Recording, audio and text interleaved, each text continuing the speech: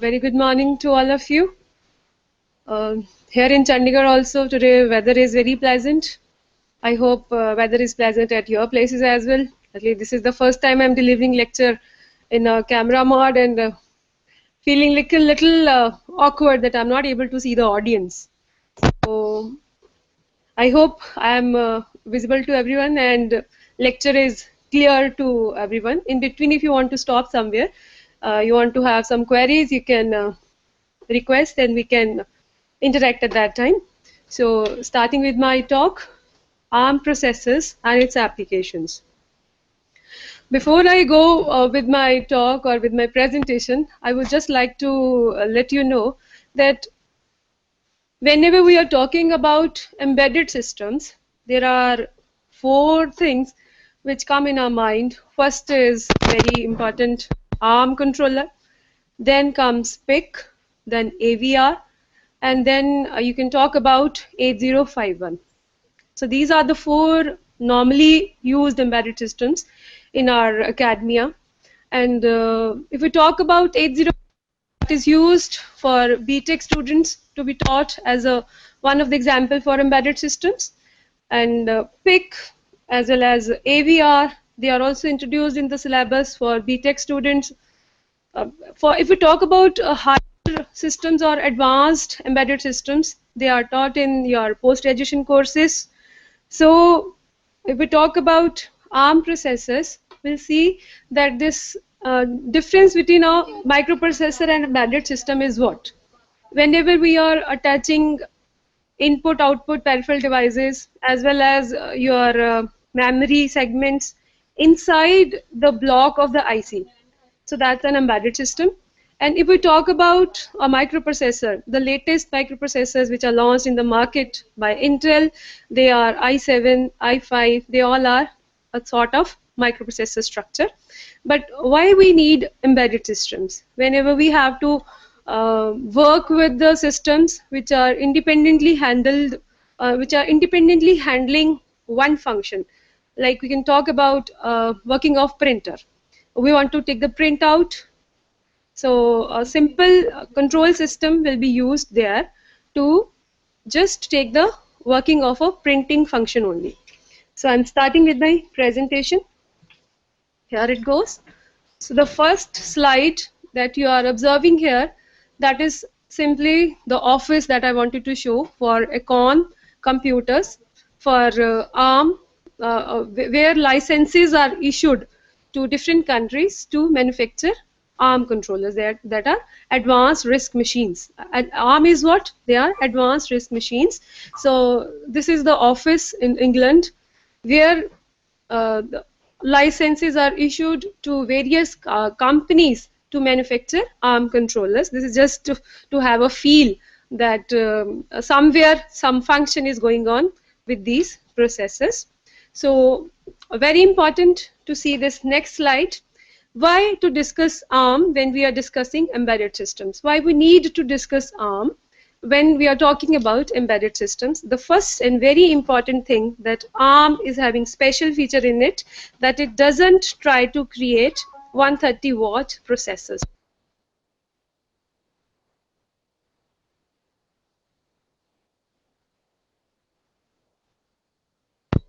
Wattage up to 130 watt. So they don't talk about the power consumption in terms of watt. That means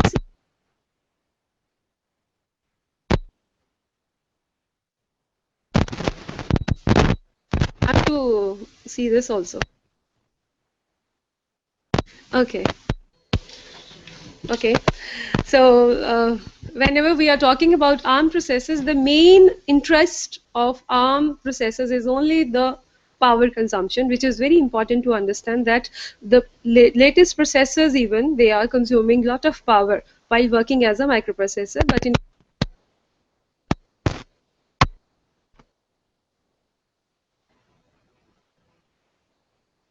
instead only design the low.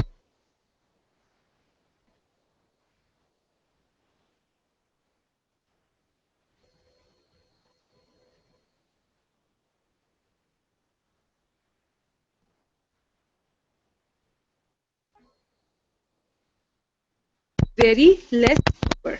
Next is the budget. With the same budget, if they are producing low power processes, how much low? So 2 watts maximum budget for the multi-core CPU cluster, 2 watts for the general purpose unit, and maybe 0.5 watts for the unit. We are talking about this CPU cluster, GPU and MMU. In your mobile phones, we require the processors which consume very less power, which consume very less energy. So for those things, we do have various units in the mobiles. So in that case, we can say that 0.5 watts for the memory management unit and the rest of the energy for system on chip. If CPU is a multi-core design, in this, if ARM is used and the design is multi-core, then each core will hardly use 600 to 750 milliwatts of the energy. So that means we are shifting towards a milliwatts zone of power consumption. Even further, this company is designing some processors which will deal only power consumption up to nanowatts. So why ARM? Another important thing to be told here is that in case of your mobiles, various embedded are used, and there the maximum contribution, and that contribution goes up to 98%. That means 98% of the world's mobile phones contain at least one ARM processor. So that is the beauty of this topic, that why we need to discuss ARM processors in case of your embedded systems. So covering AVR, PIC, ARM and 8051, we can say that ARM is covering the maximum usage in case of your small appliances. You can say your laptops, palm tops, or even your mobiles, mainly your mainly your devices which are handy gadgets, which need low power. Their ARM controllers are used. So this is why we are interested to discuss the properties, the introduction part of, and the applications of ARM processors. So just starting with the history of this this controller, how it all started. So we can say that in 1980s, there was a company, Econ Computers Limited. They were fabricating ICs using CMOS technology, and those CMOS technology devices were not giving the good performance in case of graphical. When they were interfacing with the graphic cards, they were not giving good performance. So they wanted a substitute, or they wanted some result of the controllers so that they consume less power and they are a little faster and they give best graphics when they are interfaced with other computers. And moreover, this company wanted that something powerful should come against the IBM machines. IBM is the biggest name these days as well in the field of hardware, in the field of computers. So they thought that they want to compete with this company. So they launched ARM processors in 1981. So the solutions which were available at that time, they were not able to handle graphics and graphical user interfaces. So that was the main agenda of this company. So they tried to explore different options of the controllers which were available at that time in the market.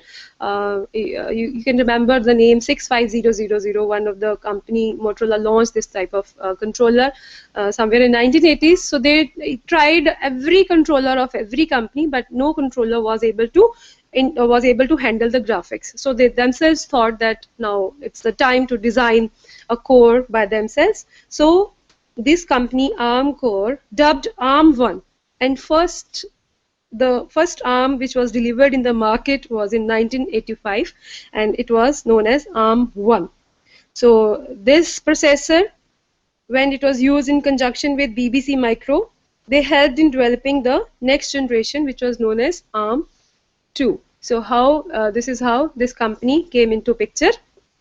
Then Econ floated a new company, Advanced Risk Machines Limited. Now the name for ARM is Advanced Risk Machines, and this is dedicated only for ARM core development. And this was relevant. This company was launched in 1992, and this company also won the Queen's Award for Technology for this development of ARM controller. This is the beauty that low power consuming embedded systems were developed by this company, and they won the prize as well for this. Then finally, Apple and ARM collaborated to develop ARM 6 cores on which Apple Newton PDAs were based. Later, this technology was also transferred to Intel. You must be having some idea about 8085 as well. When Intel launched 8085 in the early 80s, so the design was so popular that it has to deliver to all the companies for manufacturing of 8085.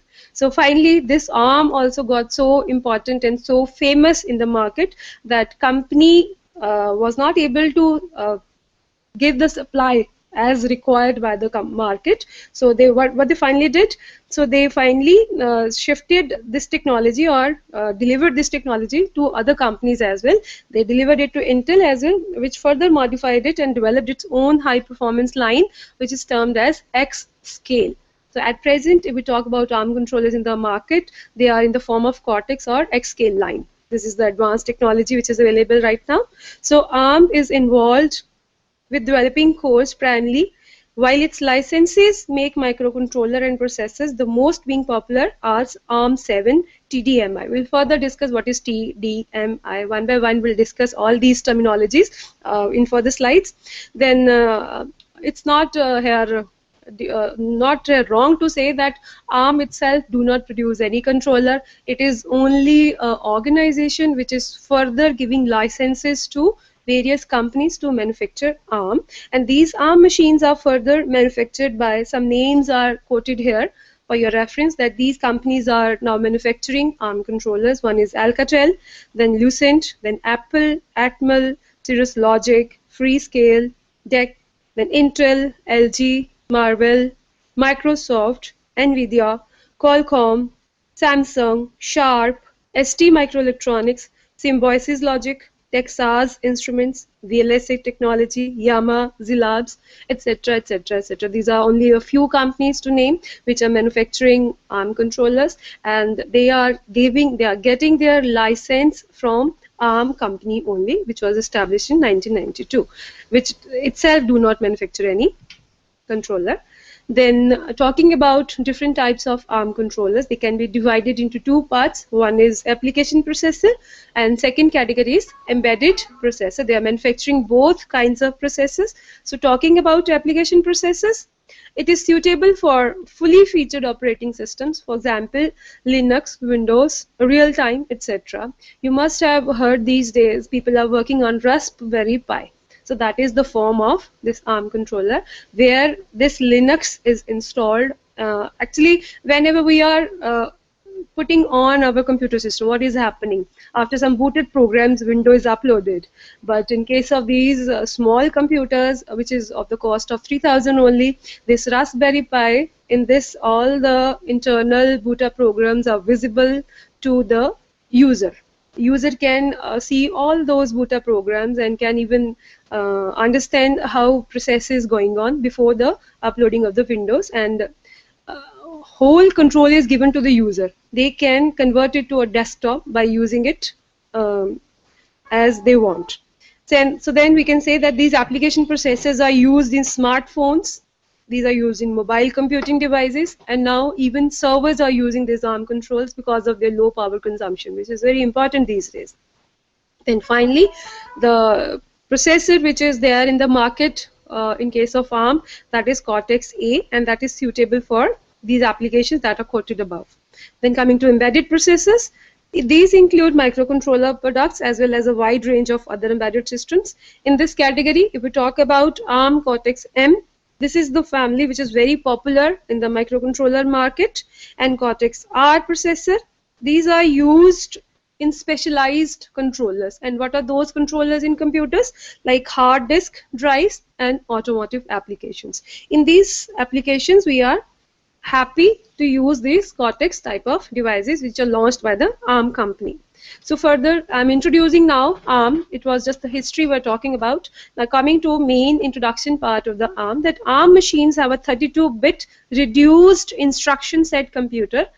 That is reduced instruction set computer. In future, coming slides it will be more clear what is reduced instruction set computer. That means that is having a load store architecture. The main feature of reduced instruction set computers is it is having load and store architecture. The relative simplicity of ARM machines is that they are consuming very low power. That is why they are very suitable candidate for mobile applications. Then the other important feature of ARM is that directly memory can be manipulated. Isn't possible in this architecture and is done through the use of registers. We are not able to directly manipulate the memory. It is done only through the registers, and the instruction set offers many conditional and other varieties of operation with the primary focus being on reducing the number of cycles per instruction. So that means there are many methods, as you understand, being from electronics background, you people are all aware that whenever we have to increase the speed of a processor, many things are to be done. First, the thing that comes into our mind is to increase the clock speed to the processor. So that is done here. Second thing is we can lead to different architectures like von Neumann or Harvard, or we can talk about pipelining structure. So that is also introduced here. Another feature which is very important whenever we talk about 8085, you see there for opcode fetch 4 T states are required. For memory read, memory write 3 or 3 more T states. We can say that one single instruction cycle is taking 10 to 12 T states to cover one instruction only. So to speed up with the process, the most important thing that we do in processes is we want that one instruction should take only one instruction cycle. And now these days we do have processes which are doing 60 to 80 instructions in one instruction cycle. So that's an important feature of many processes these days. So that means in this ARM they have also introduced this type of understanding that only one single cycle is used to execute the operation. And moreover, transistor count is also important. From 30,000 transistors, it has reached up to 26 million transistors in Cortex A9 ARM.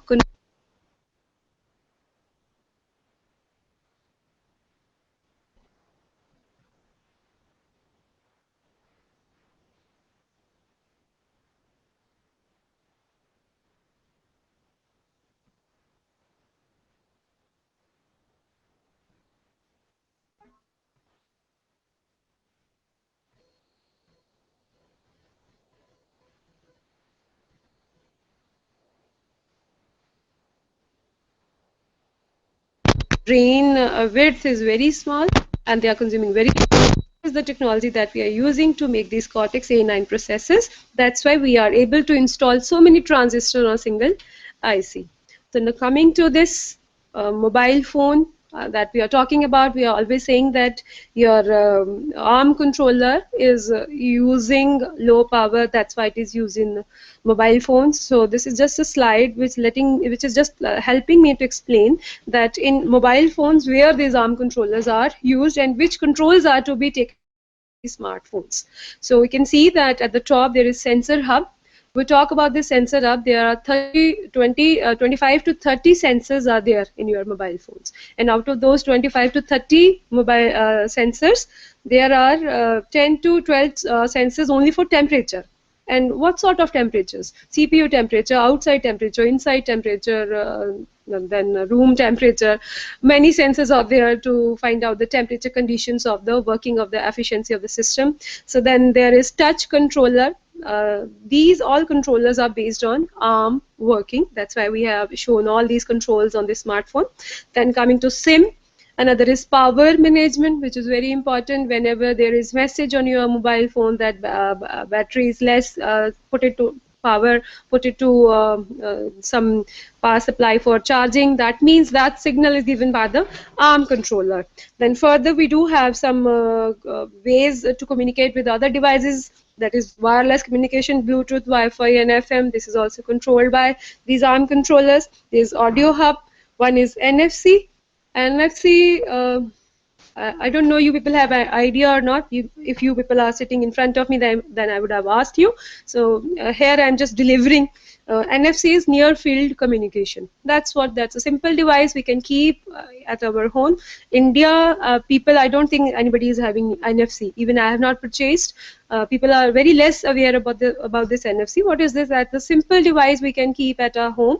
whenever I'm keeping my mobile phone or on that NFC, that NFC will get all the information that I have already installed on my system, the settings that I've done on my system, the alarm time, that whenever I go to sleep, I just switch off it, or I put it on the silent mode. All these information the NFC will collect, and at night when I'll place the phone again near the NFC, it will do all those settings.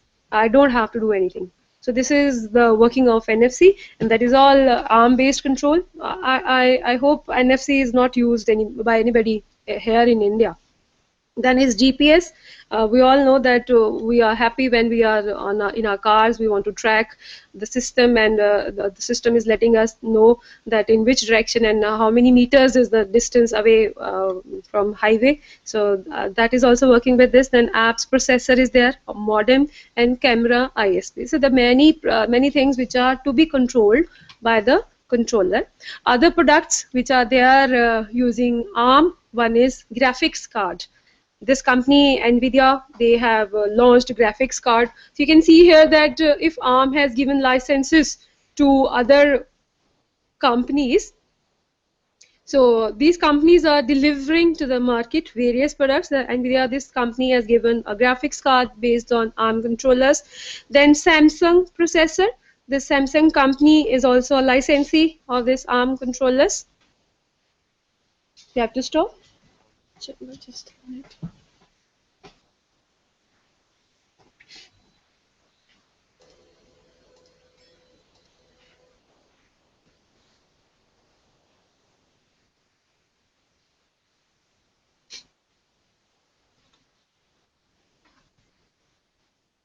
Okay, so we are talking about ARM-based products inside the processors. We are talking about the processors which are based on ARM technology. One is graphics card, then Samsung has launched a processor in the market, then ST Microelectronics processor, this is also ARM-based, then Texas Instruments, the processor which is launched in the market based on ARM principle, they are OMAP and Da Vinci processor. So these are the processors which are there in the market based on ARM technology. Now, these are another important devices which are very handy and useful. One is BlackBerry. This BlackBerry is actually based on the technology of ARM11 processor, ARM11 embedded system. Then this Nokia E90 communicator. This is also based on ARM11. As we have talked about, that ARM is starting from ARM1, and at present it is leading up to X scale and Cortex A. Cortex M, and in the ARM series, the last one was ARM11. Okay, this iPod, this is also based on ARM7 TDMI. Then this Juice Box, this is a low-cost multimedia player. This is also based on ARM7 TDMI. Then this is game console. This game console available in the markets. This is based on ARM. Product name is GP32. Then HPH and 49 graphics. This is also based on ARM. Another product we can talk about is Lego Mindstorm Robot. So robotics is a field which is covered mostly using embedded systems, and this embedded systems, robots, if they are in the need of low power, they need low power consumption, then obviously the answer is ARM controller only. So this robot is based on ARM7. Then Peasant series game consoles, they are based on ARM7. So we have just talked about some products in the market which are based on ARM, and we have talked about they are consuming low power, and we have talked about that they are reduced instruction set computers. Now we'll talk about that. What is reduced instruction set computer? What are the main features of a system or embedded system which is known as a reduced instruction set computer?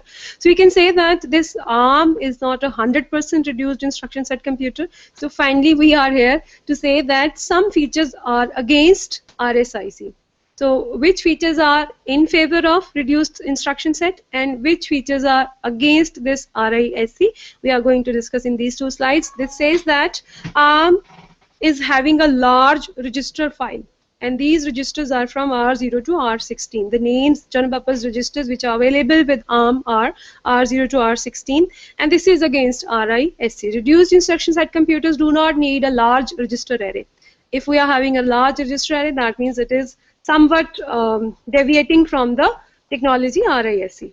Then second feature of RISC, that is having load and store architecture. That is, data processing is only in register contents. Whenever we load the data, immediately we work on those logical operations or arithmetic operations are done on those registers at the same time.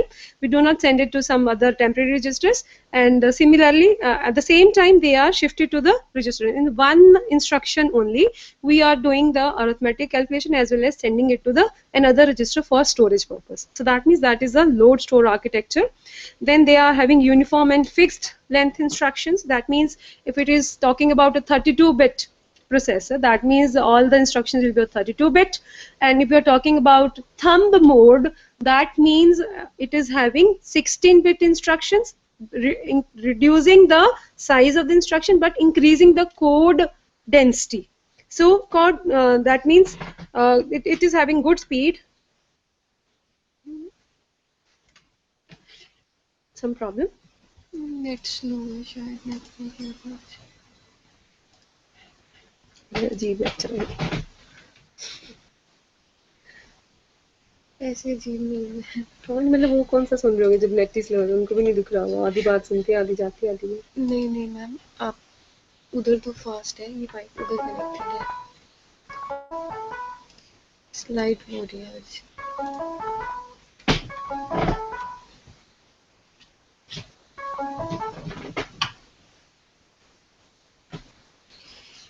Should I continue? Yeah.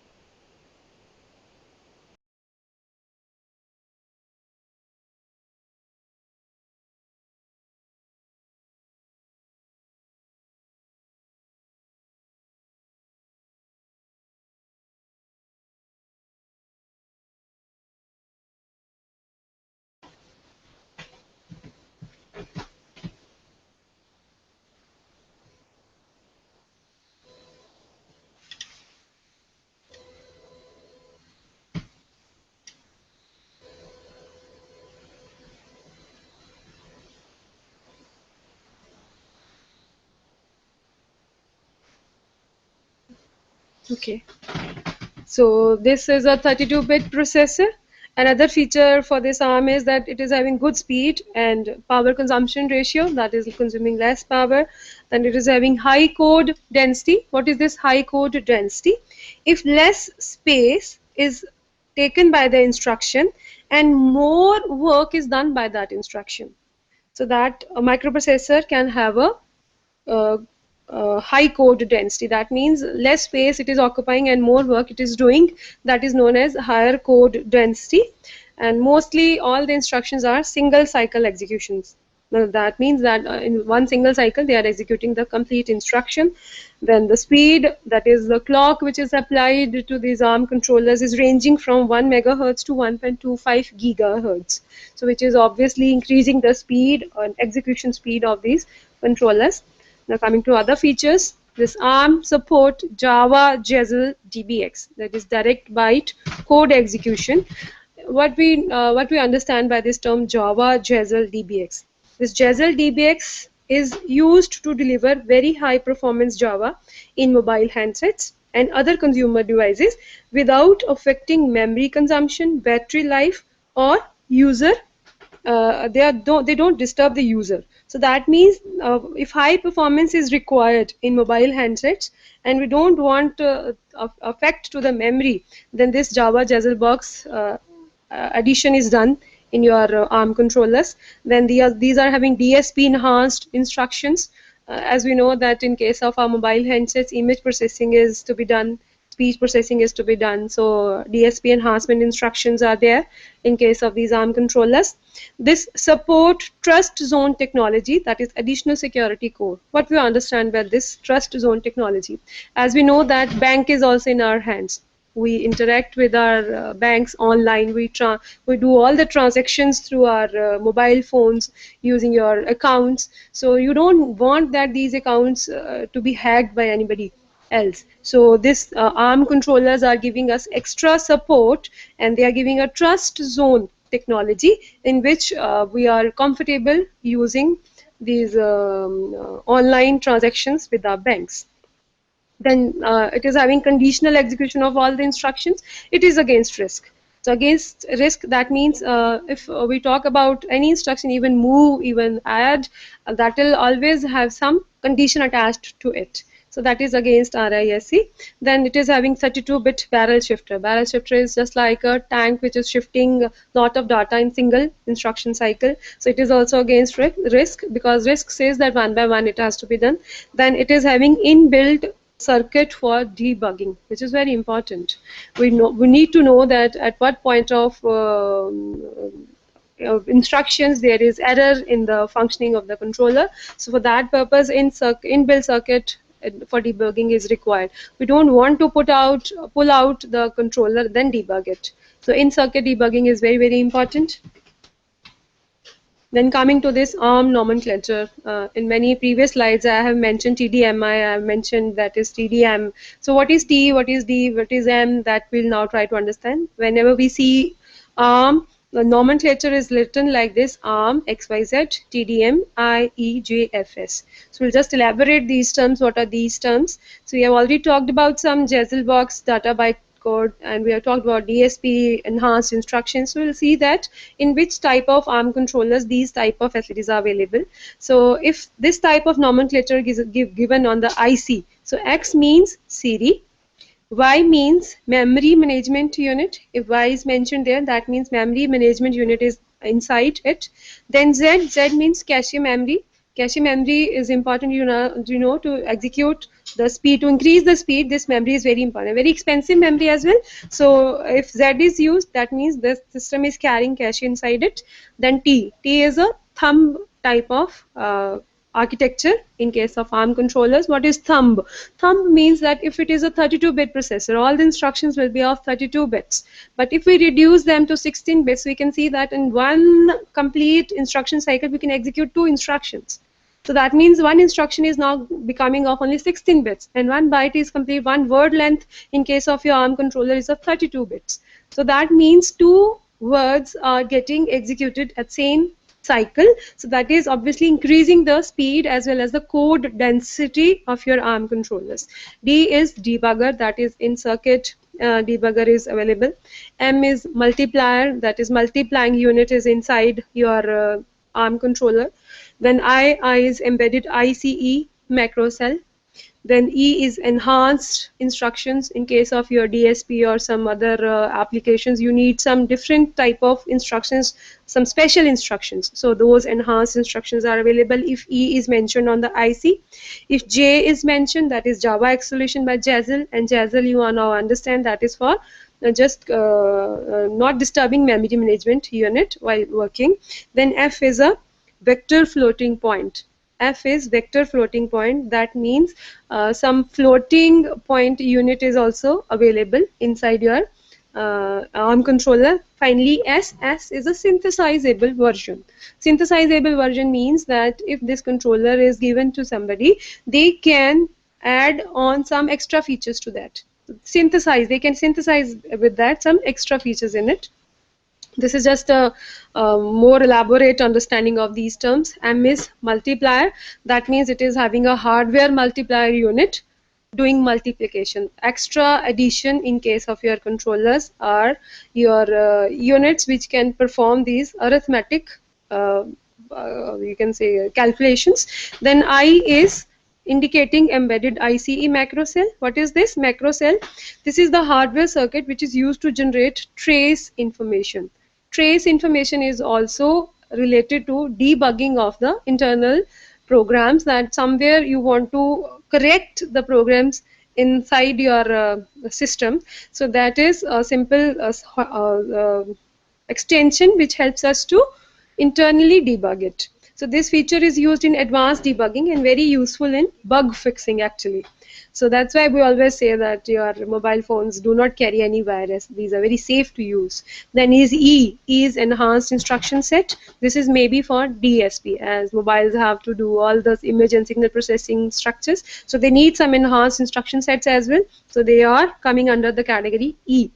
If talk about J, that is hardware circuit which is used to run Java bytecode. Then F, this is a hardware implementation of floating operations. So floating operations, you understand that there are two types of arithmetic done in your controllers. One is fixed point arithmetic and floating point arithmetic. In case of floating point arithmetic, decimal value can be changed to any position. So that's a floating point arithmetic. So what sort of floating point arithmetic functions? So if floating point unit is available in your ARM controller, what sort of functions it can do? So the functions that a floating point unit can do are addition, subtraction, multiplication, division, as well as square root, bit shifting, exponential, moreover trigonometric calculations. So if we see all these mathematics which can be done by embedded system, we are very happy to see that this type of working will help us in the field of DSP as well, because in DSP higher mathematics is required, not only simple addition, multiplication, division. So these exponential and trigonometric functions are helping me in the understanding of my DSP enhancements that we have there in the ARM controllers. So starting with the family of these ARM controllers, whenever we go to market, if we have to start with the functioning of ARM, we'll not purchase ARM 1, ARM 2 or ARM 5. So we'll start directly with the ARM 7 TDMI. Now we're very clear what is T, what is D, what is M, what is I. In the previous slides, I've already explained T means thumb, D means data byte, M is multiplier, ICE macro cell for debugging.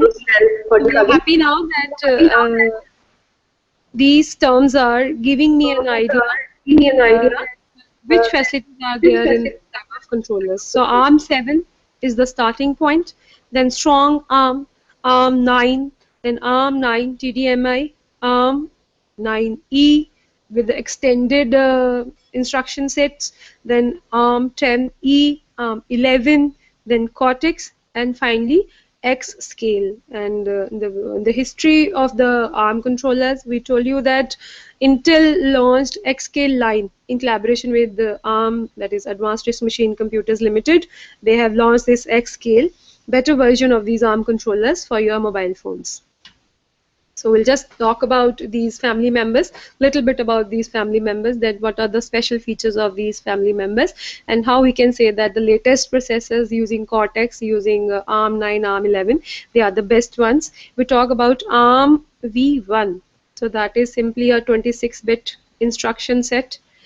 No multiplier, no coprocessor is available in these ARM controllers. So that was the first one which was launched in 1985, and nowadays this is obsolete, because we understand that mobile phones need higher mathematics to be performed, DSP needs higher mathematics to be performed. So without coprocessor there is no use of ARM controller these days. So what we require, coprocessor is a must feature in case of these ARM controllers. So this V1 is obsolete.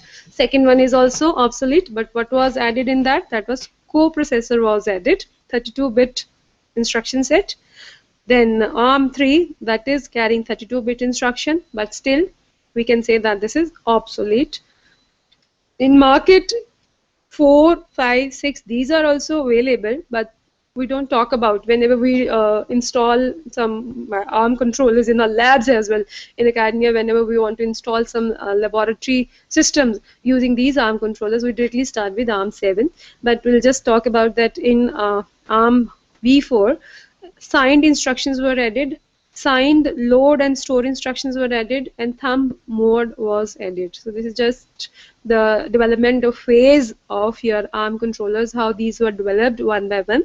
ARM 5 says that this DSP support was added to it, and Jezzel box was also added to this ARM V5. ARM 6, what was added in that special feature of 6 was it supported SIMD, that is single instruction multiple data. Multiple data can be handled using single instruction. So in this example, if we say that a complete array of information is to be transferred from one memory location to another location using one single instruction, so that was done in this case. So that comes under the category of single instruction multiple data. So this was done by adding media instructions. Then thumb 2 was added to this. Enhanced support of virtualization by adding trust zone technology was added in ARM6. This core was ideal for audio video applications. At present also, where we don't need a very sophisticated ARM controller, just for audio video applications, these ARM6 controllers are installed there. Then we talk about the processors which are there in the market, which are important for us to understand. That is ARM6 with M, that is M extension, which is having processor inside it. This is targeted for low cost, high performance device, this ARM6. This is used in Cortex M0 and Cortex M2 series processors. In my some processors are launched with Cortex series, so these are targeted for those applications. Then ARM7, these ARM7 cores are using Neon technology. Neon technology is nothing but same as SIMD, that is single instruction multiple data. Neon technology is same as we call SIMD. Neon is the second name to your single instruction multiple data. This increase media processing throughput 4 times. So we can say that this with this SIMD technology, we can increase the media processing by 4 times with the previous ARM controllers, and it is having optimized thumb 2 core. Enhanced floating operations for 3D graphics, so purpose was solved. That was the only problem, that graphics was not handled by the processors which are previously available before ARM controllers. So that is the only requirement, that this enhanced floating operations controllers which were able to handle 3D graphics. Then this ARM V7 has 3 profiles. 3 more processors in this category. One is Cortex A, Cortex R, and Cortex M. What is the special feature of Cortex A? And optional support for Neon, that is single instruction multiple data. Optional support is there. Then Cortex R. This is a real-time profile implementing a protected memory system architecture. It is based on an MPU, memory protection unit. MPU is not microprocessor, that's memory protection unit. Then Cortex M. This was designed for fast interrupt processing. Wherever we require interrupt processing to be very fast, these type of controllers were installed, and ideal for cost sensitive devices requiring highly deterministic behavior and minimal gate count. So this was the development phase of ARM coprocessors. We started from ARM V1 and we came up to ARM V7. And in this V7 we talked that there are further 3 types of processors, A, R, and M. So a little bit more about these ARM7 family members, because we say that whenever we are trying to work with the ARM controllers, we'll start directly with ARM7. So what is there in the ARM7? The main features of this family, ARM7, the first and main feature is that it is a 32-bit. Second, that is a RISC processor, reduced instruction set computers. Another is it supports 3-stage pipeline. Fetch, decode, execute. It is simple to understand. You will see in further systems, these stages are divided into different stages, and that is increasing the speed of execution. So as in case of 8085, we already see this type of understanding that instruction is first fetched, then decoded, and then executed. So same thing is done in ARM7. This is using von Neumann architecture. There are 2 types of architecture, von Neumann and Harvard architecture. In one architecture, your data memory and program memory are same, and another, data memory and program memory are different. So we can say that your controller is fetching at the same time first then program code, then data, program code, then data. So that is making the execution speed faster. So that means it is having von Neumann architecture. If you see the block diagram of this ARM7, in that the important feature you will see here is ETN interface. This is a debug simple, that is ICERT logic. So these are simply traced macro cell. embedded trace macrocell. ETM interface means embedded trace macrocell, and that trace macrocell means what? That it is having attached inbuilt debugging. Trace macrocell is used for debugging. So inbuilt debugging hardware is in there, so we can do debugging. Another is coprocessor interface, bus interface unit. So these four blocks making it a complete embedded system. Then in case of ARM7E, in which Jezel was installed, J feature is here. So in this case, control logic and bus interface unit are one thing. Then coprocessor interface is there. Then ETM interface is there for debugging. This is ARM7. Then coming to ARM9, we can see here that in case of ARM9, more sophisticated systems are there. AMBA interface is introduced here. AMBA is the full form is Advanced Microcontroller Bus Architecture. So that means in this two types of buses were there: high performance bus and low performance bus. High performance bus was inside your controller, and low performance bus was used to interface the input output devices with the controller. So that was reducing the cost as well as the working of the that was increasing the execution speed of the controllers. So the main features I'll start, that says that is a 32-bit RISC processor, and it is having thumb instruction sets, obviously increasing the code density. In same byte, 2 instructions were executed in a single instruction cycle. This supports 5-stage pipeline. 5-stage pipeline is there: fetch, decode, execute. After that, memory write. That is also done in this working only. Then it uses Howard architecture. You can see downwards there's memory management unit, MMU. There is 16K data cache is available in ARM920T. If you are able to if this block diagram is visible to you, then you can see that there's 16K data cache memory is available with ARM920T. And ARM9, you can see there, coprocessor interface. This is AMBA interface is also available. AMBA is Advanced Microcontroller Bus Architecture. And coming to ARM10, ARM10, you can see the pipeline is now of 6 stages. ARM7, 3 stages. ARM9, 5 stages. Here pipeline is of 6 stages. Another stage that we have added here is after fetch, it is issued to the processor, then decoded, executed, memory, and write. So this type of architecture is increasing the speed of the system.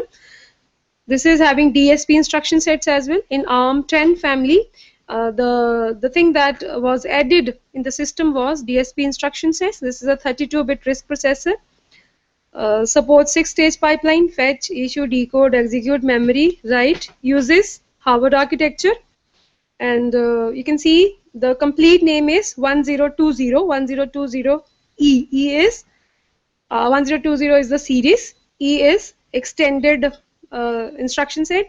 It's a processor, and it is having coprocessor interface in it, control logic and bus interface unit, 32-bit, 32 data cache memory, and 32 instruction cache. That's why it's a Howard architecture, because instruction and data, they are having 2 different blocks. Instruction is in different memory block and data is in different memory block. So which will obviously enhance the speed or execution speed of the ARM controller. Okay, so we know now that different controllers which are available for us are starting from ARM7, ARM9, ARM10. These microcontrollers are a very low cost, Raspberry Pi. If you want to purchase this system, that is only of 3,000. It is a complete computer in itself. You can just attach some input output peripheral device. You can attach a keyboard and you can attach a screen to it. You can make your own computer, costing around only 5 to 6,000, not more than that, in my understanding. So Raspberry Pi has helped us to make a small computer and helped us even to look into the inside boot up programs as well. Linux is installed in it.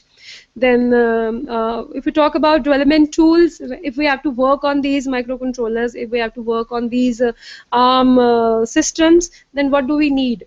As we already know that in case of 8051, Keel software as a simulator is used to work on Flash Magic, EC Flash. These different softwares are used to burn on the memories. So if we talk about these Raspberry Pi, or if we talk about Arduino Uno, there is no requirement of these softwares. In case of this ARM, we need Keel software, simulation software. Uh, Simply you just with the USB, attach it with your computer, you will see that complete information is sent to the memory of this ARM controller. There is no need of burner with this. So if I talk about IDE, compiler suite, debugger, simulator, JTAG, debugging probe, development board, these all things with the invent of online shopping stalls, you can say, uh, Amazon, eBay, Flipkart, you can order on these systems. All these systems are online available. We can for development boards, we can hardware can be purchased online. And talking about software, these softwares are open sources available on internet. If you go on arm.com, www.arm.com, that is the official website of these ARM controllers. They'll supply you all these Keel software, simulator software, then debugging probes. Everything is available online. These are freewares. You don't have to purchase all these software tools. These are open source and available in market as well. Now coming to ARM 11, the latest family member of these ARM controllers. The features of this are: this is 32-bit reduced instructions and processor with ARM. Thumb and DSP instruction sets are the special feature of this. It uses Harvard architecture. Now Harvard architecture is clear, that is instruction and data both are in different memories. It supports 8-stage pipeline, except ARM 11.562. It uses 9-stage pipeline. In further slides, I'll show that 9-stage pipeline. This is widely used in automotive and industrial control systems, 3D graphics, security critical applications. Wherever we need a trust zone, we need a system which should not be hacked, where security is a critical requirement, there we can say that we can trust on these ARM family, ARM 11 family. So this ARM 11 family is further, I've shown here 4 family members of this. So you can see here that the difference in all these 4 family members are in different subsets. That cache is variable, tightly coupled. Yes, all these family members are tightly coupled. Memory management unit, if we talk about that memory management unit is available or not, then in all these family members, this memory management unit is available. Plus in the last family member where JZFS is mentioned, here trust zone is also added. Then thumb is available in all, DSP is available in all the family members. Jezzel, just in one processor, Jezzel is not available. In rest of all the family members of this ARM 11, Jezzel is available. So this is all about your ARM 11 family. Then instructions which are supported by ARM processors. Up till now we were talking about, we can say we're talking about ARM, its general features, and little bit about its internal hardware, what type of units are available in those family members. Now I further talk about instructions which are supported by the ARM processors. ARM instruction set, it is of standard 32-bit instruction set. Thumb instruction set, it is of 16-bit instruction set. If we talk about Jezzel instruction set, it is of 8-bit instruction set. So that is the difference between these types of instruction sets. So we can say that ARM is supporting 3 types of instruction set. One, it is ARM instruction set, we can say classical model. In that classical model, all the instructions are of 32 bits. Thumb instruction set, they are reduced to 16-bit. So that means in one instruction cycle, 2 instructions are getting executed.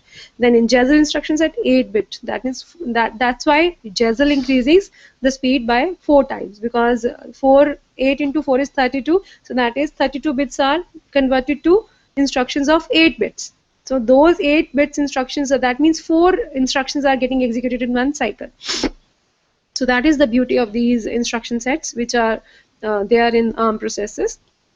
Then ARM set supports 6 different types of instructions. As we are clear with the idea of instruction set classification. So further, if we classify ARM controller instructions, they can be classified into these 6 categories. First is data processing instructions. Second is branch instructions. Then load store instructions, software interrupt instructions, then program status register instructions, and last is coprocessor instructions. So a little bit more we'll talk about these instructions. We'll talk about data processing instructions. What are these data processing instructions? These are used to manipulate data in general purpose registers. So we have talked about that it is having a load store architecture. Simply all the calculations are done in the registers only. So this is having a simple load store architecture. Only registers are used to work on, that is used to manipulate data in general purpose registers, employ a 3 address format and support barrel shifter. As if I recall about microprocessor, what is written for addition? Add a comma r1.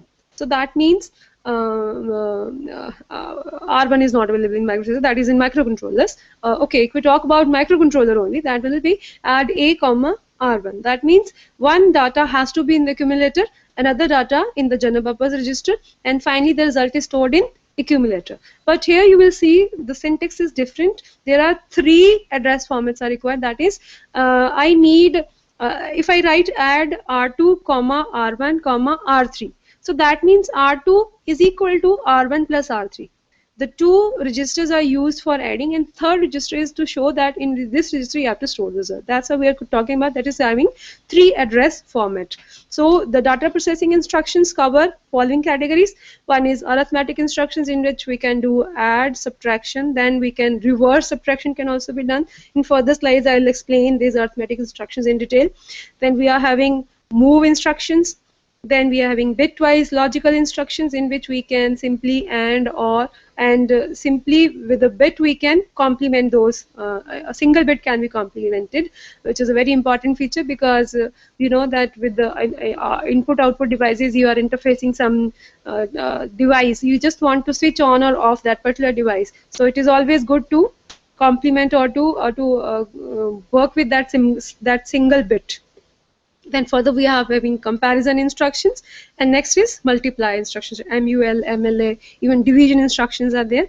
So this is a slide which is just giving me an idea that in case of your ARM controllers, how addition is going to work. Here I am dealing only with the assembly language instructions. I am not dealing with the C language, because C is common to every system. In case of ARM controllers, if we talk about addition, how it will be done, I have written add R0, R1, R2. That means what? That R0 will be equal to R1 plus R2.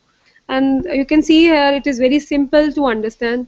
Addition, if it is written S, with add, S is written, so that means in that case flags are to be updated. In first case flags will not be updated, because in case of 885 you understand, without quoting this, flags have to be updated all the time without quoting this.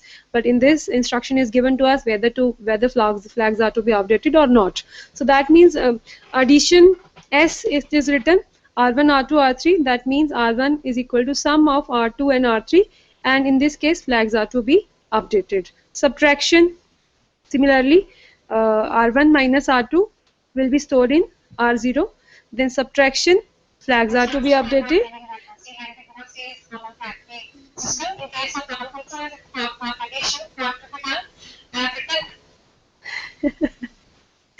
Then is SUBS R7, R6, 20. That means what? That immediate data is subtracted. Hash is indicating the direct data. This also sets the flags on the result. Then is reverse subtraction. If I write RSB, that is reverse subtraction, that says 120 minus R4. If SUBS is written, that means R6 minus 20, and in this reverse subtraction 120 minus R4, and the result is stored in R4. And multiply, you can see R0, R1, R2, that is R0 is equal to the values which are there in register R1 and R2. Then UMUL, then this U means unsigned. If S is written, that means signed arithmetic. So we are given an option in this system that whether we have to work with signed arithmetic or unsigned arithmetic. But in case of 885, if you understand such type of understanding, their only user is to know that whether you are doing signed arithmetic or unsigned arithmetic, because overflow flag, carry flag, auxiliary carry flag, all will be updated at every arithmetic and logical operation. Only if the user is knowing that it is that he is doing arithmetic in signed or unsigned, then only he will look into those flags. But all the time those flags are updated. But in this case, we are happy that there's provision given to us that with the instruction only we can let us make our mind clear that now here we are doing signed arithmetic or unsigned arithmetic. Then division is also the instruction is sdiv. S means signed, div means simply divide, so that means r0 is equal to r2 by r4, and udiv is unsigned division. So very simple to understand. Whenever we'll start working in these ARM controllers, we can look into the assembly language codes of those instructions. This is just a smaller set of instructions that I've tried to explain here, just to give a feel that these are similar to the previous processors or controllers that we have already learned. There's nothing very difficult in this. Then branch instructions. Branch instructions, there are 3 types. These change the flow of sequential execution of instructions and force to modify the program counter. Branch B, that jumps in a range of plus minus 32 MB. Branch with link. This is suitable for subroutine. Call by storing the address of next instructions after BL into the link register, and restore the program counter from the link register while returning from subroutine. Then is branch exchange and branch exchange link. This is a very important type of instruction that is doing what? For switching the processor state from thumb to ARM and vice versa, if we use this command, we can change the ARM controller to thumb controller and from thumb to ARM controller. And that is clear. Thumb is using 16 bits of instruction set and ARM is using 32 bits of instruction set. If we immediately want to double the speed of the ARM controller, then we can immediately shift the ARM controller to the thumb mode, which will definitely increase the speed of execution. Then load store instructions that transfer data between memory and register. This single register transfer instructions are there. In this, the special features are, these are used to move a single data item in and out of the register. Single register transfer instructions uses to move a single data item in and out of the register. Further, indirect, base plus offset, and stack addressing mod. These mods are very clear. If we are dealing with processes, if we learnt the processes, we are very clear what is register indirect type of addressing mod.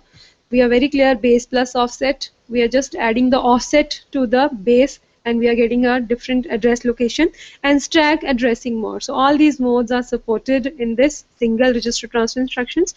Examples are written here, that is LDR, that is load the register, store the register, then LDRB, STRB.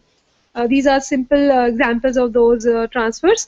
Then multiple register data transfer instructions. Any subset or all the 16 registers loaded from or stored to memory but increases interrupt latency. Interrupt, these addressing mods are IA, IB, DA, DB, data bytes. Then stack operations are given here, FA, FD.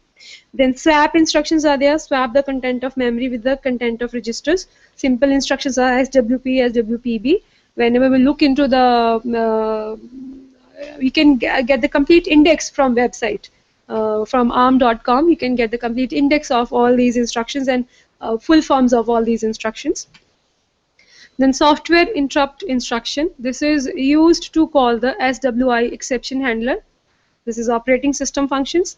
Then software interrupt instructions forces processors into supervisor mode. We can convert our ARM controllers in different modes, in user mode or in supervisor mode. So this can be done using these interrupt instructions. Then this program status register instructions. What we do with this program status register instructions? This is used to transfer the content of program status registers to general purpose registers, as we want to see what is the status of carry flag, what is the status of your overflow flag, sign flag after doing arithmetic and logical operations. So that can be done shifting this program status register to the general purpose registers. Then MSR is a command which move a general purpose register to program status register. We can set the program register as well. And MRS is a command which copy the program status register to a general purpose register. Then we are having coprocessor instructions. These are used to extend the instruction set to control on-chip functions, caches and memory management, and for additional computations. In this CDP, that is data processing, MRC, MCR, that is register transfer, LDC, STC are for memory transfer. So these are the categories of instructions which can be handled by the ARM controller. So up till now, we are a little bit aware of ARM controller's basic working with the basic stages in the different architectures. Now coming to ARM 9 TDMI, in further we can see if we talked about that it is having 3 stages. In ARM 7 I talked that there are 3 stages. One is fetch, decode and execute. Now I'm just explaining what is fetch, what they are doing in fetch instruction, then in decode what they are doing, and in execute instruction what they are doing. In these stages what they are doing. In ARM 7, in fetch instruction, simply instruction is fetched. In decode, if that is thumb, then it is decompressing the instruction first, then decoding it, then selecting the register on which it has to work. And in case of execute, it is reading that register, then shifting, giving it to ALU, and then finally writing on the register on which data is to be written. And we can see that in ARM 9, this pipeline is of 5 stages. What is happening in these 5 stages? Simply your execute unit is followed by another 2 units, that is memory access and register write. Further 2 stages are added in it. In ARM 10 versus ARM 11 pipelines, what is the difference between 10 and 11? In case of 10, branch prediction or instruction fetch is done first. In case of fetch, what is issue? In case of issue, ARM or thumb, it will see that either it is ARM or thumb instruction, then decode it. After decoding, register is read, in which register data is to be taken, then shift plus ALU, then multiply. Multiplier unit, there is a multiplying unit inside the system. If anything is to be done in the multiplying unit or in the ALU, the execution is done there. Finally, memory is accessed, multiply, add, then further given to register write. And you can see that in case of ARM 11, 2 fetches are there. Pipeline is maintained, 2 instructions are fetched and they are maintained in the pipeline, then decoded, issued. And this instruction, you can see that the multiply and MAC is multiply and accumulator, MAC unit. These are given to MAC unit and then write back. So these are the stages in case of ARM 11. Then this is an example of ARM based system. In ARM based system, if we talk about an architecture, we see here that 32-bit with the ARM core, what type of other systems are attached? This is just an example of your ARM based system. With the ARM core, what are we attaching? Here is interrupt controller we are attaching, 32-bit RAM is there, peripherals are there, then input output devices can be interfaced with those input output peripherals, then 16-bit RAM and 8-bit ROM is attached in case of this ARM based system. Further example of an AMBA system, that is known as Advanced Microcontroller Bus Architecture.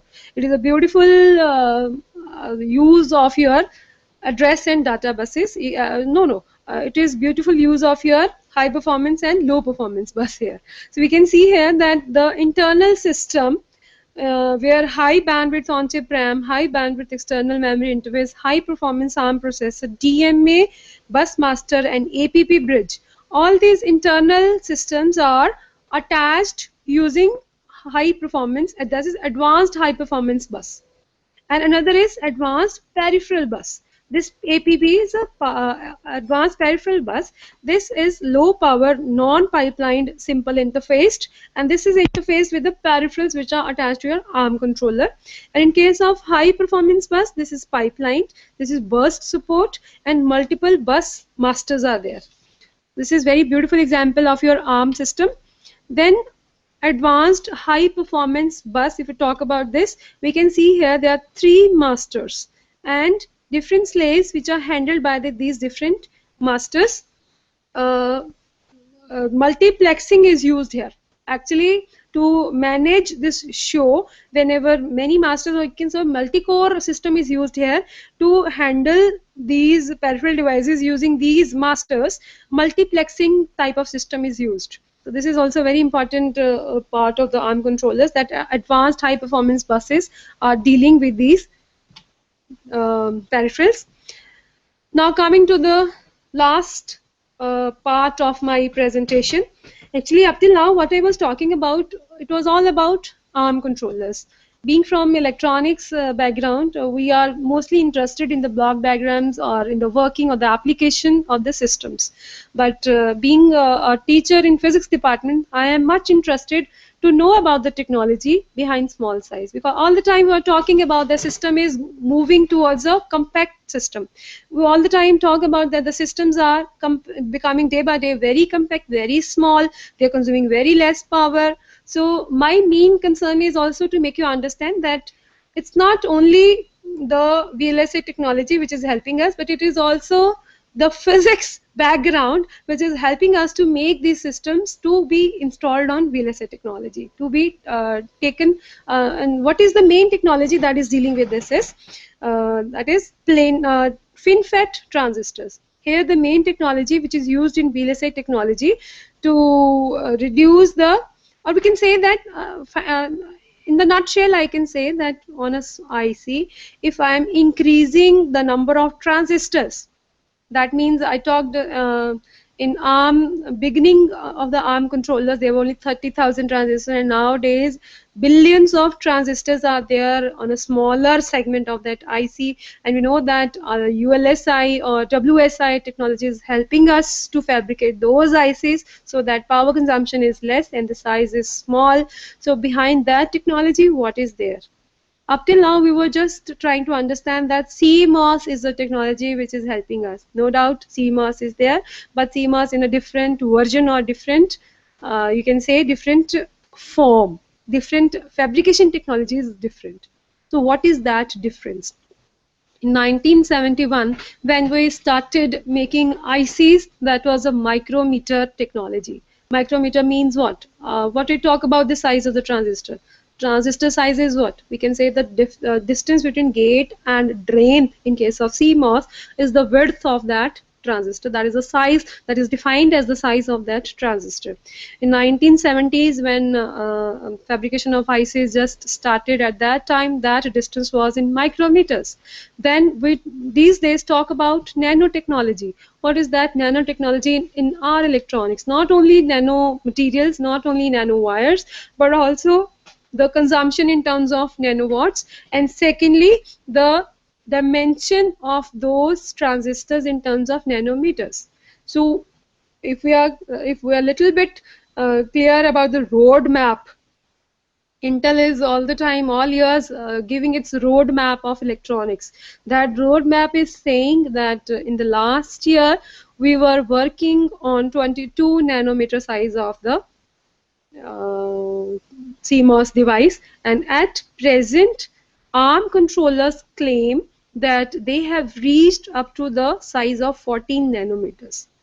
And 14 nanometers, how they have achieved this size? This is a small diagram just shown here, that we are having tri-gate FinFETs. The first diagram is just showing me that on silicon substrate, drain, gate and source are there, and you can see there's high K dielectric material is installed in there, in the system. Then finally shifting to 3D transistor, and they, in that source was raised, size was reduced, source was raised. And in the third picture you can see that gate surround silicon from three directions. The gate is surrounded silicon from three directions, thus increasing control of over channel, that is reduced leakage, and this can operate at a lower voltage with good performance, reducing active power by more than 50%. So that is the beauty. And this type of transistor was used in 22 nm technology. Nowadays, if I talk about 14 nm technology, what is happening? These three layers of source, they are reduced, they are more closer as compared to this picture. They are now more closer. That's why the size is reduced. Okay, if you are interested, actually I have taken the understanding of this photo 14 nanometer technology from this video. Some scientist of Intel, Dr. Mark, he has installed a 3 minutes video on YouTube about this 14 nm technology. I have written here the location of this website. I know that these websites are this presentation will be online after my presentation, so you'll be able to see this. Go on this link, you will see this, the 14 nm technology, how they have tried to reduce the size. So we can say using second generation 3D tri-gate transistors, the 14 nm technology delivers industry leading performance, power, density and cost per transistor, and is used to manufacture a wide range of products from high performance to low power. So that is the requirement of the company, or that is the requirement of the today's life, that low power is consumed and high performance is given. So obviously we have to know the technology. So this is the, you can see on my presentation as well, this image is taken from some link. That link you can take from this presentation. So you can see here all the views are given in this FinFET. A cross-sectional view is there, then plane view is there, and 3D view is completely shown here. This type of three-dimensional, three gates. Three DG means three-dimensional gates. Three gates. Three gates are there. FETs are called FinFETs. Even though current conduction is in the plane of the wafer, it is not strictly a planar device. Rather, it is referred to a quasi-planar device because its geometry in the vertical direction. So why fin? Because the source which is there looking, we can see that cross-sectional view. In that cross-sectional view, in the 3D view, we are observing that source is appearing to be a fin of the fish. That's why the name is fin, nothing else. So also affects device behavior. Amongst DG FET types, the FinFET is the easiest one to fabricate. Its schematic is shown in the figure. So this is a 22 nm tri-gate transistor. Tri-gate transistors can have multiple fins connected together to increase total drive strength for higher performance. Oxide on silicon substrate, oxide layer is deposited on that. Source is there and gate is crossing that source. So these are the references which I have used to prepare my presentation. That is arm.com, that is the official website of ARM controllers, then embeddedcraft.com. Then I have taken some information from the ARM data sheets because I don't find any book which is covering the latest technology dealing with these ARM controllers. And finally youtube.com, and from YouTube I have seen many lectures from company itself. Intel has installed many YouTube lectures referring to this technology, referring to this working, or you can see referring to the technology of embedded systems.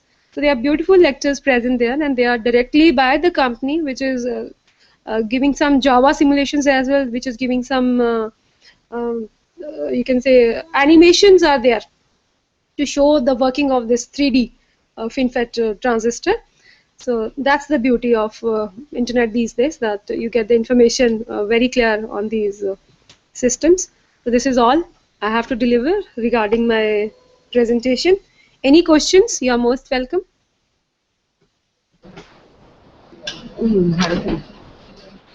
Good morning, madam. Good morning, ma'am. We are from PVPSIT. Okay. The first question is, while we are using ARM10 processor in issuing state, we are using only ARM processor, ARM instruction or thumb instructions. Why not the Zazzle instructions we are not using, ma'am? Okay. We are, at present we are working with thumb and ARM only, which is available to academia.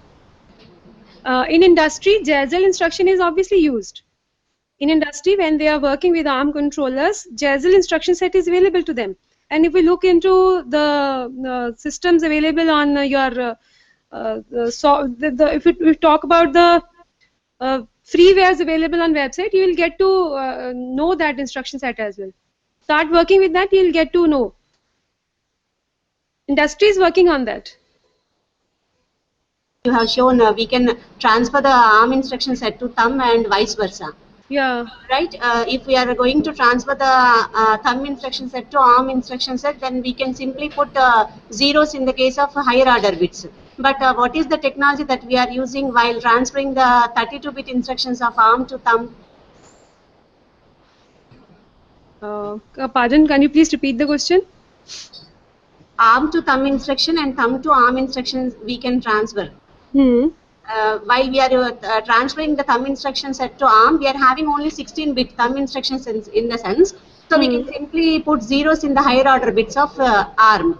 Whereas while transferring the ARM instruction set to thumb, what is the technology we are using in order to have 32 bits to be installed in the 16-bit thumb instruction set? No, ma'am. So what is the technology that we are using for transferring the ARM instruction set to thumb?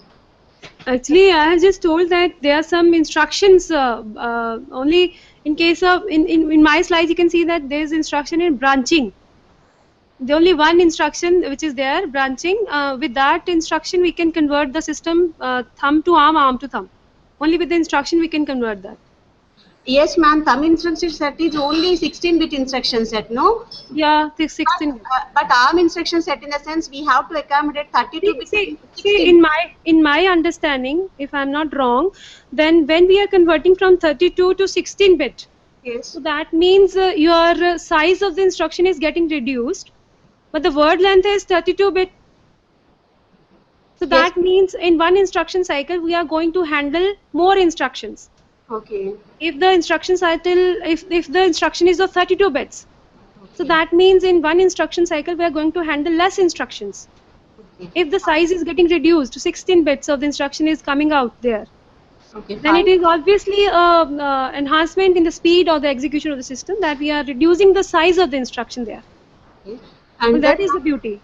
Yes, ma'am. Using data transfer instructions, you have shown that move instruction, using move instruction or any addition, add R0, R1, R2.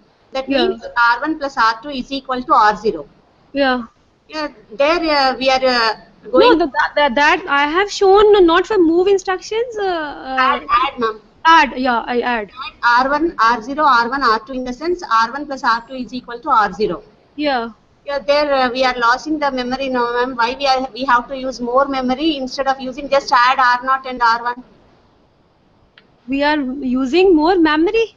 Yes, ma'am. R0, R1, R2, in the sense, why should we have to use 3 registers instead of using just add R0 and R1, in the sense the result is simply stored in R0, no?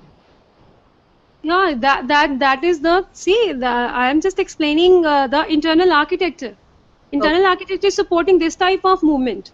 This is the load store architecture, which is just showing the third register in the similar way. As let me explain it in a more elaborate way.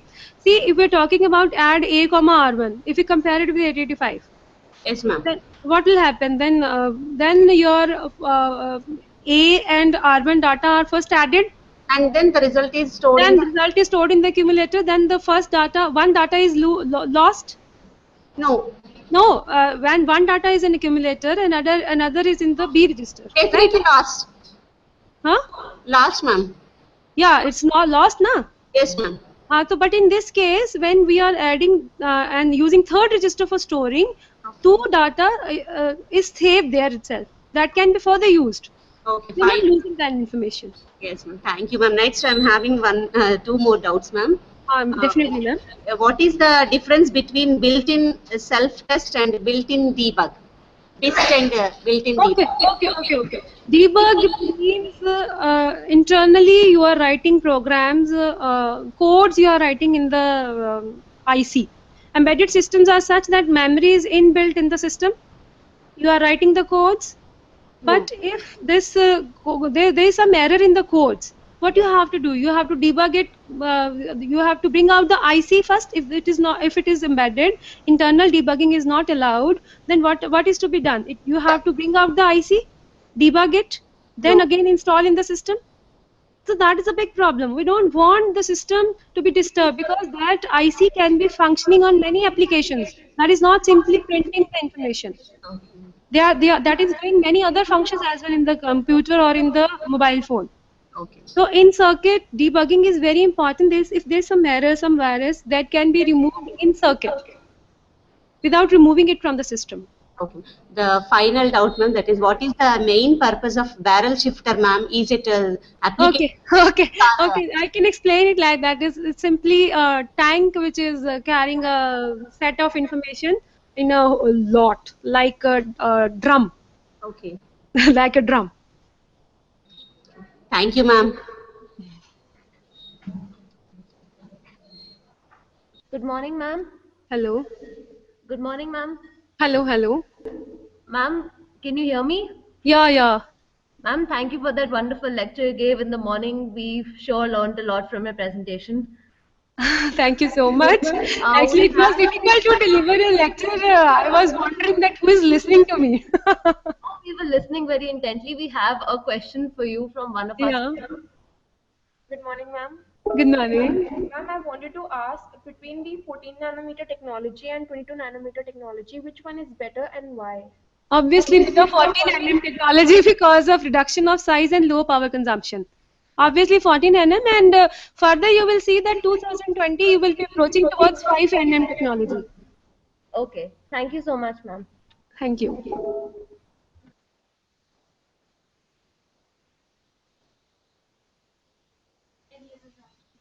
Any other doubt?